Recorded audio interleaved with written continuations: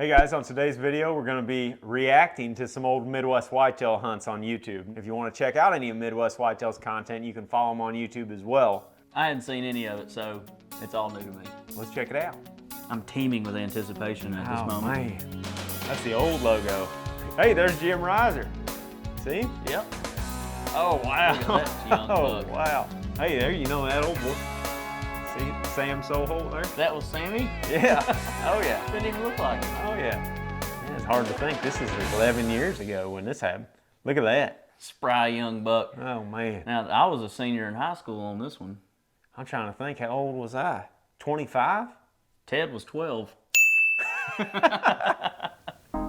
Well, it's November the 9th. Pat and I got snuck in here to this stand, I think without spooking any deer this morning. We are right back in here on our public ground, and we decided to push in yesterday and hang a couple Boy, of I stands. had to carve in that goatee I nice mean, and that clean, thing boy. was This morning, chiseled. got a Oh, really man. light south wind. Probably try some grunting. I got a little more gray in here now than I did then, boy. How do you like I look watching your old I self? look like such an idiot. I hate watching my old hunts. It's all, I think it's funny going, like when I hear myself, especially older videos when I hear myself talking. I'm extremely bored because I'm sitting here talking to a camera. Wait on Dad to get here and come pick me up so I get some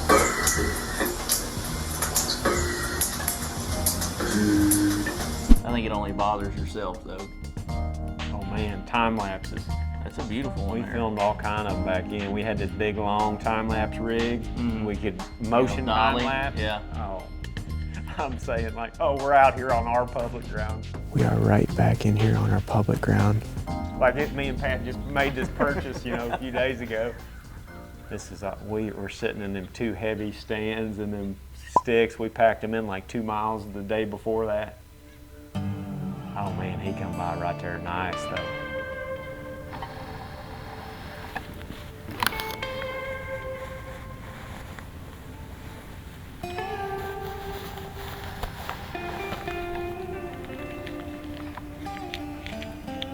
This is your just classic rut cruiser here. That's your guy from the grass field. Oh well, that Clip was, on. I know he took the time to film you clipping your release on there. Yeah, that might have been filmed after the fact. It's up to you.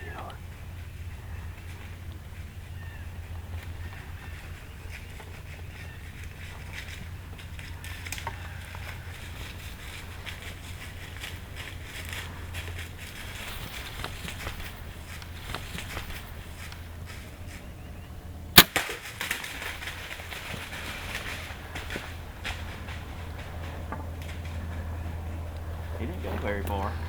No, he 50 or 60 yards. This was on public, Yeah. but it was y'all's public. You didn't pay. It was mine, Pat's public. Yeah. You heard earlier. He's done.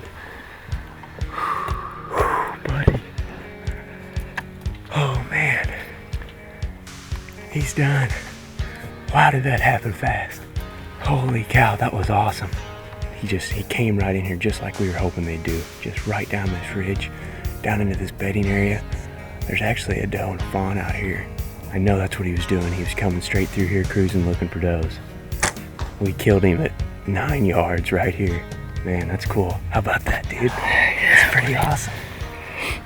This is one of the first deer that we killed on public land though on video. 11 years ago now.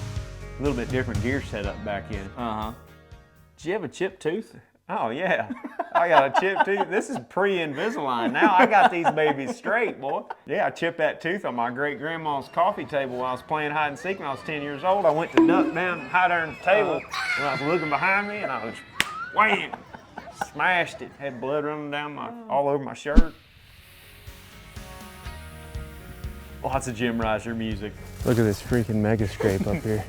Had the arrow notch just in case he's gonna take off on me, Just been looking at him through my binoculars like they're dead for 45 minutes. You watched cow. him get stiff. A lot of bucks been hitting that. Right there he lays. He's toast.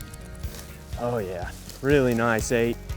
Well, we got him up out of there and got him cleaned up, took a look at him. Look, what an interview. Worked out perfect this morning. Get comfortable, Warb. Muddies in here yesterday. Get back. Oh God, we didn't know what we were doing. Jeez. And have had some really close calls. We've noticed pecking around the edges of this property that all the doe seem to be coming out of these draws here in the center. It's kind of a pinch point in between the feeding areas up here on the top and these thick bedding areas that I was talking about. And it worked out just perfect. Hey, it's a good kill, Warb. You're not near as animated back. You let it loose now.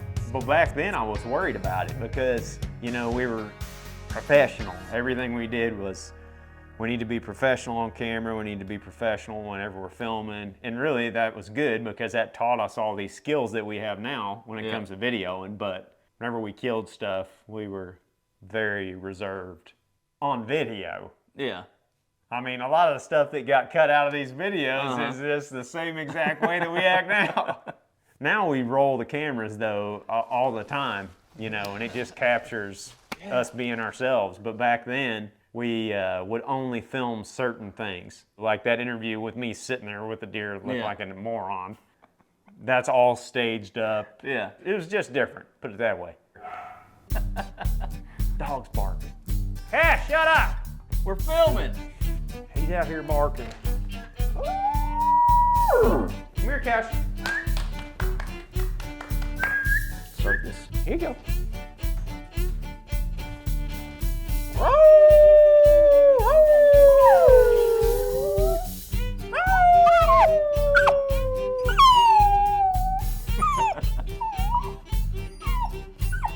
Good performance, Cash.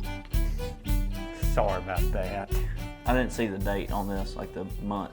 Actually, we hung the stands on November 8th. We hunted out there close to the crop fields that morning where Pat missed that highbrow buck the week prior, and we didn't see a deer. Like 9, 10 o'clock, we climbed down, went to the truck, got something to eat, and we're like, we gotta just go back into the thickest, nastiest crap we can find. Yeah.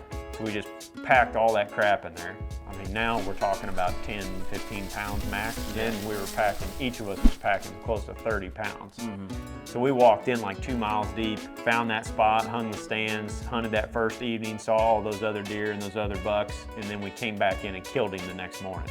Gotcha. So like that night when I'm doing that interview at the car or whatever in the dark with the bow over my shoulder, we were really optimistic because we found the X. That's why we can hang in that tree right there. I was looking at the map at the time and there was a lot of thick cover and stuff, but there was one little line of trees running through the middle of the thick cover. This is before OnX and having all the different map layers and things. All I had was Google Earth then. Yeah. So all I could just see was satellite imagery. And however old it was, that's just what you had to work with. But I could look at the satellite imagery and I could see there was like a straight line of bigger trees. And me and Pat figured it was an old fence row. And that's why those trees were there and they were big, is because there was just an old, you know, property boundary way back in there. Yeah. And there was an old wooden gate that had fallen over. And there was like 3 beaten trails going right through that gate. And you could never see that from a map. But once we got there, it was like, oh wow.